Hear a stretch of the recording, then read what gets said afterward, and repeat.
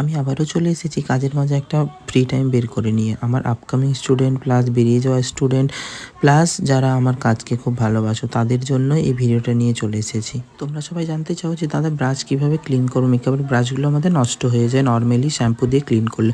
তার জন্য আর কিচ্ছু লাগবে না, এই কয়েকটা জিনিস, 2টো কন্টেনারের নর্মাল ওয়াটার, পিএসির একটা স্পঞ্জ, ব্রাশ ক্লিনজার স্পঞ্জ পাওয়া যায়, আর দ্য ডাস্টোর কসমেটিক্সের এই সবটা।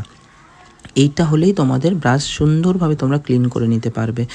তো কিভাবে ক্লিন করবে দেখো, এখানে প্রসেসটা দেখিয়ে দিয়েছি। নর্মাল ওয়াটারে র্যাপ করবে ব্রাশটা, দেন তারপরে সবটাই একটু র্যাপ করে নেবে।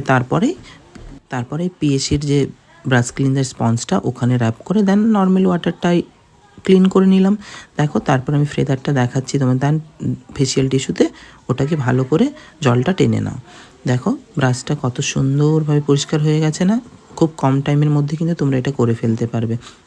আমরা তো ইনস্ট্যান্ট ব্রাশ ক্লিনজার রেখেই থাকি, বাট এটা তোমাদের রাখতে হবে। ইনস্ট্যান্ট ব্রাশ ক্লিনজারটা হলো কাজের মাঝে মাঝে, ধরো প্রতিদিন আমাদের কাজ আছে, তখন আজকে কাজ থেকে ফিরে এসে রাতে করে রাখলাম, পরের দিন আবার কাজে গেলাম, এইভাবেই।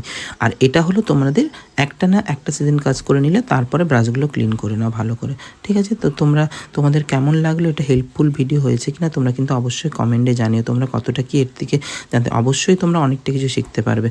আর তোমাদের জন্য রীতিমতন আমি এইভাবে ভিডিও আপলোড করতে থাকি, কারণ যেন তোমরা অনেকটা দূর এগিয়ে যেতে পারো ভিডিওগুলো